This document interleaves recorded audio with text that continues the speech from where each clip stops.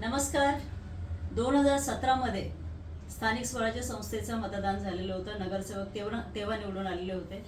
त्यानंतर अपेक्षित होतं 2022 मध्ये ह्या निवडणुका होण्याचं, पण 2022 गेलं, 23 गेलं, 24 गेलं, आता 25 सुद्धा संपायला आलेलं आहे. 2026च्या उंबरठ्यावरती आपण आहोत. अद्याप स्थानिक स्वराज्य संस्थेच्या निवडणुका ह्या लागलेल्या नाहीत, जाहीर झालेल्या नाहीत. याचं सगळ्यात मोठं नुकसान कुणाला होतं हे माहिती आहे का तुम्हाला?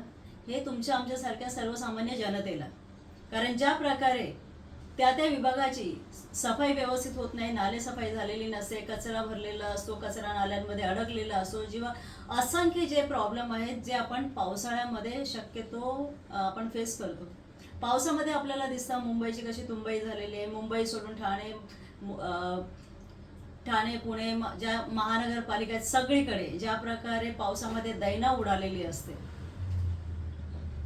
जर हे इलेक्शन वेळीच झालं असतं, प्रत्येक विभागाला एक नगरसेवक असतात, तर त्या विभागाची त्या नगरसेवकाला माहिती असते, त्याप्रमाणे तो नगरसेवक तसं पूर्वनियोजन करण्याच्या तयारीमध्ये असतो आणि सगळ्यात मोठी जीवितहानी आणि वित्तहानी होण्यापासून टळते. हे महत्त्वाचं असं मतदान आहे, नगरसेवक निवडून येणं. आणि महत्त्वाच्या निवडणुका अद्याप आपल्या सरकारने किंवा केंद्रीय निवडणूक आयोगाने लावलेल्या नाहीत. याचं कारण काही असो, पण शेवटी भूर्दंड हा सर्वसामान्य लोकांना भरावा लागतो.